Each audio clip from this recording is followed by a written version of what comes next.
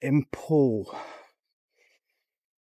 So it comes under Dorset, I believe. So yeah, let's have a look. And we'll see. So this one here. So Joint Emergency Services Building. And yep, Dorset Police. So yeah, so let's have a look and see what's what.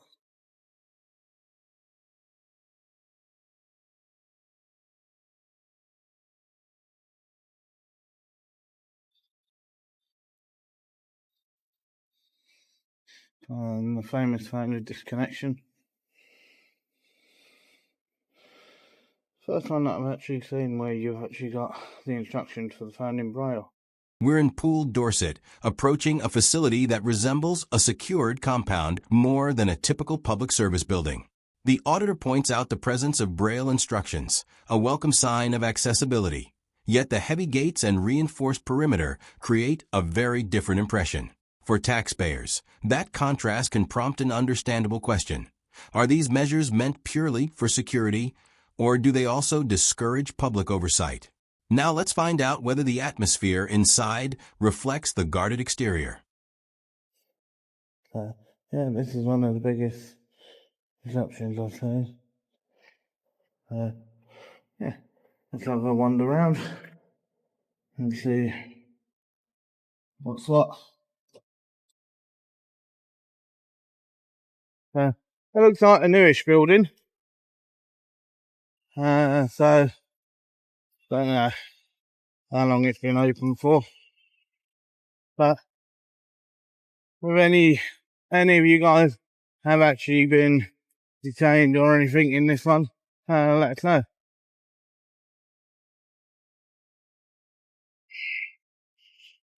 Or you've had any bad interactions.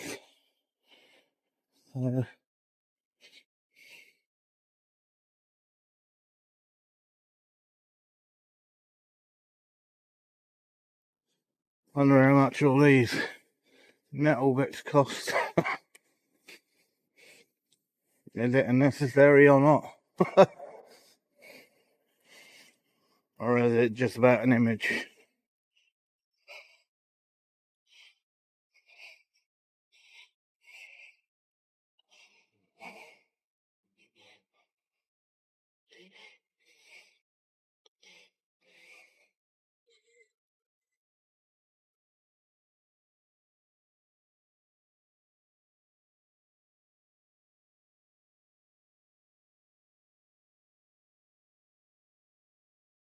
As he walks around the perimeter, attention shifts to the apparent cost of the security features.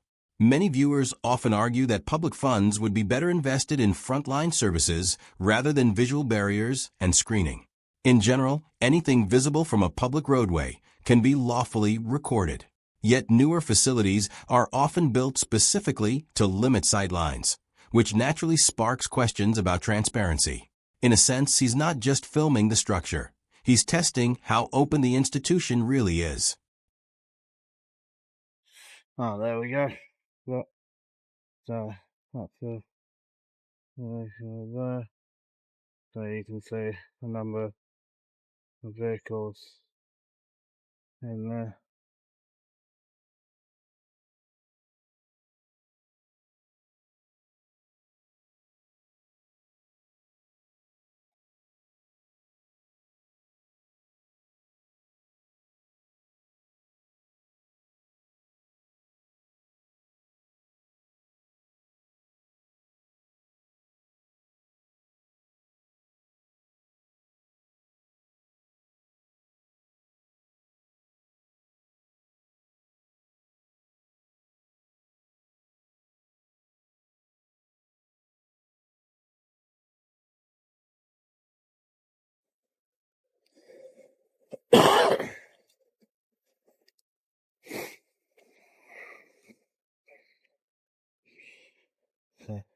take it that's the in gate. This is the out gate.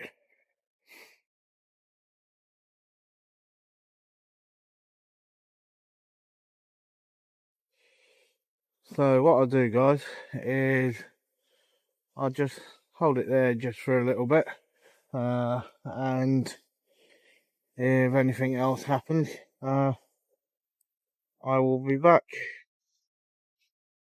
Securing a clear view into the vehicle yard isn't easy at this location. In the UK, fleet vehicles parked in open areas generally don't carry a strong expectation of privacy. By remaining where he is, he's doing more than recording cars. He's effectively testing how staff respond to lawful observation. A well-trained response would be to carry on without engaging. A less measured reaction would allow the presence of a camera alone to spark an unnecessary emotional response from within the building. I've been here for about 25 minutes or so, guys, and there doesn't seem to be much going on. So what I'll do is I'll walk back round to the front and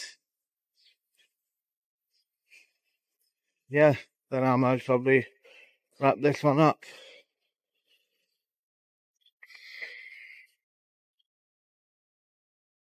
So there are a couple of constables that seen me filming but just sort of left me to it, so which is good, and that's how it should be. But yeah,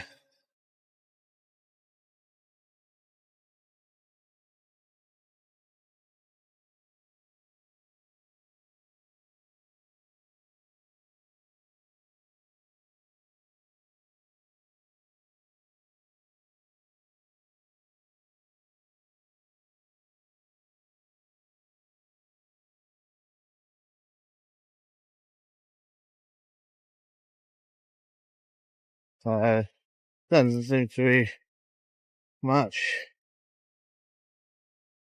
happening here. So yeah, so I think it's time to crack on. Here, patience becomes part of the strategy. He observes that officers have probably noticed him and chosen not to react, which is often the ideal response to lawful activity, recognizing it's within the rules and continuing with business as usual. The atmosphere changes, though, once he transitions from the public street to the inquiry desk. Public lobbies can be the point where expectations clash, and where personal comfort sometimes competes with established procedure. Got no problem with you using your video in public, because that's your right to do so. Okay. I have had a complaint from a member of police staff. Well, first of all, could you identify yourself? Yes, certainly. My name's Sergeant 1789 Pope. I'm the duty sergeant on today. Got no issue with your video. That said, I'd ask you not to video inside there, members of police staff. If your actions cause alarm, harassment, and stress to them, you may commit an offence. Okay, right. Well, just so you know, that is a public area.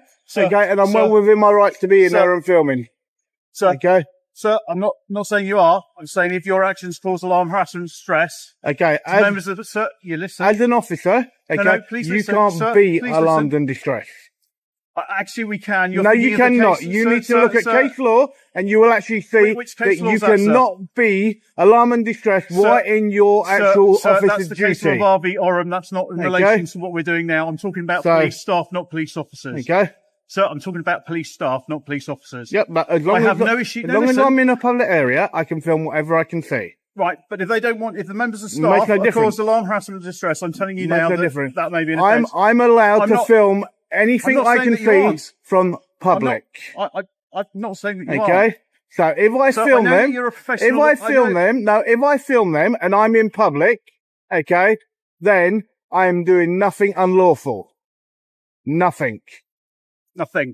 Okay, correct. Right, so if you cause alarm, harassment, and distress through your actions. This marks the first clear move up the escalation ladder. A sergeant steps in, referencing alarm and distress as justification. That's often a point of tension. Under the Public Order Act, The threshold typically involves genuinely threatening or abusive conduct, not simply recording inside a public-facing area. Notice how the officer appears to frame personal unease as though it rises to the level of a criminal matter. It reflects a recurring issue where subjective discomfort is treated as grounds for enforcement, a position that doesn't always withstand closer examination. Keep watching, because what follows takes this interaction even further. Okay, then you commit an offence on Section 5 of the Public Order Act. Section 5? No, so you Okay, need to listen. so have you got a member of the public that's a complainant? I'm not saying that you've done that yet, and I'm not saying, I'm just advising you. I've got no problem with you videoing here. Well, have you got a member of the public that's a complainant? Well, police staff Police staff is not a member of the public. No, they are not. Not when they're actually working. They are? Not when they're working, sir. You need to actually justify that. They are police staff and they're in an office of duty. Okay? So you need to actually rectify that. So I would ask you, very politely, okay, not to video the staff. If you want to video us, that's fine. You're more than happy to do so. No, I will video the staff if they're actually in the if site. I do get a complaint, so then you may be dealt with under that matter, okay? Well, and that's it. That's the end of it. Just remember, it will be completely unlawful. It will be completely unlawful. Okay, but also, can I just mention to you as well, can you tell me why you didn't actually tell me that you put your body camera on, sir? Okay. I apologise for that. My body camera's on. Is there a reason why you didn't tell me you were videoing me? I don't need to. Okay, under your actual code of ethics. Thank you very much for your time, sir. So go on. Under my code of ethics. Under your code of ethics, under section 3.5, okay, you're meant 3.5 what? 3.5 of your code of ethics. So there's no such thing as 3.5. Yes, there is. Yes, there is, sir. You need to actually look at it, okay? It actually states that a member of the public must be informed at the first possible moment when you actually turn your body camera on. Okay, now you had ample opportunity in which to actually tell me. Can you wait? Okay, stop and talking you did not. For a second. No, please don't talk to me that way. The focus shifts to transparency, and an inconsistency becomes apparent. The officer acknowledges that his body-worn camera is recording, yet he didn't verbally announce it, something policy often requires to promote openness and public trust. Viewers tend to react strongly to this kind of imbalance. Strict expectations placed on citizens, while procedural steps on the other side are overlooked. Moments like this feed the perception that standards are enforced unevenly, undermining confidence in fair application of the rules. Do not talk to me in that manner. Sir, I'm going to give you a card with my details on so you can make a complaint that I didn't inform you. Don't worry, I will be. That I had my body worn video I will be. Don't worry about that. I didn't. I was more concerned with your actions at the time. But what, my actions? What, filming in public? Well, no, what you're trying to do... Filming in public, No, what you're trying to do is just bait police officers and other people. That's a presumption, okay? What you got to remember, a presumption, okay, that's your own personal presumption, sir. I'll give you my details. Okay, your own personal presumption. And your own personal presumption is not law. I'm just advising you. Okay? If you want to video your presumption is not law. No, it's not. Okay? So just remember that. It was. Okay? So don't tell me that I'm trying to bait police officers. You are? No, I would have gladly have had a nice conversation with you, sir, if you would have approached me in a different manner. You were never intending that at all. Really? Really? You're doing this specifically because sir, you're making another presumption again. I've come out to speak to you. How have you made it as a sergeant? How have you made it as a sergeant when you make so many presumptions, okay? You've made 3 different presumptions, okay, on me. Okay. Now, if that was the case, I can make a presumption on you and say, right, you're in uniform. Okay. Are you telling me that you're going to murder someone next? Okay. Is that what it is? Okay. So I can make a presumption, okay, on you. Okay. And this is only using it as an example. So are you telling me then that you would actually murder someone else? Would you, sir? When the legal argument begins to weaken, the focus shifts to questioning intent, with the officer suggesting the auditor is provoking a reaction. That kind of claim can function as a distraction. A confident and professional approach would be to continue working without engaging. Getting pulled into a debate over motives, however, often signals frustration. The auditor responds by highlighting the risks of acting on assumptions instead of evidence. At this stage, it appears emotion may be influencing the interaction more than clear procedure. Don't do that, you prick. What are you doing? You're such a prick. Okay? No, you deliberately push that to try and push me over. Okay? And don't make it look like you weren't. Please don't shout at me in the inquiry. I'm not shouting, sir. Are you here for a legitimate reason? Okay? Are you here for a legitimate reason? Well, what I'm here to see, okay, I will Are go you and here see. for a legitimate reason? Do you Yes, need to I am speak here to an for a officer? legitimate reason. Do you need yes, to I am. speak to someone? Would Yes. you like to tell me what that is? Okay. And I'll get an officer Not to come you. and speak to It's your actual inspector I would like to see. He's not here at the moment, but I can give you the details on how you can contact him. Yep, if you could. Okay, because that was If completely you out of order. If you contact 101... No, I'm not doing it via 101. Well, if you want to speak to I will somebody actually in do it in office, here. They'll take the details for you. And that I will do. Okay. Okay, but you are absolutely out of order for what you just done. Don't make it look like you didn't do anything. No, that's what it's you all on said. camera. No, was it hell? Was it hell? You absolutely talk out your arse. Sir, if you keep swearing at me and you keep being abusive, not swearing, sir. then I will ask you Arse to is leave not the swearing. station. Arse is Sir, not I'm going to swearing. ask you to leave the station if you carry on trying to Can you tell behave me? in this Can manner. you tell me whether or not that is swearing or not? Arse is not swearing. You're shouting at me. I'm You're not shouting I'm at not me. shouting. You are. I'm so not if shouting. you want to make your complaint, there's the inquiry office. I'm not I'm more shouting. than happy to do so. If you have no legitimate reason to be Okay. here, I will I have ask a you to leave. legitimate reason. Okay. What's your legitimate reason? Well, I'm waiting sir? for you to go, and then I'll go in there. Okay. Thank you very much. Okay. Well, I'll wait for you to go. Thank you. Okay. Because you are absolutely out of order. Sir, there's no point following me in. I'm not following you in through that door. I'm not following you in through that door. go sit No, down, I want please. you to go, and then I'll carry on with my business. This is the pivotal moment where the situation crosses a line. As the officer turns to leave, the door swings back with force. Whether it was careless or intentional, physical contact during an interaction that isn't an arrest represents a serious lapse in professionalism. It immediately undermines any effort to keep tensions low. The sergeant appears to let frustration influence his actions, and once emotion replaces restraint, public confidence can quickly erode. Moments like this are often what leave a lasting negative impression. And done it. Okay. Absolutely disgraceful. Absolutely disgusting. Hi, can I help? Yeah, good morning. Could I get the details of your inspector, please? Yeah, of course you can. Okay. Because I already know he's not in, is he, at the moment? No?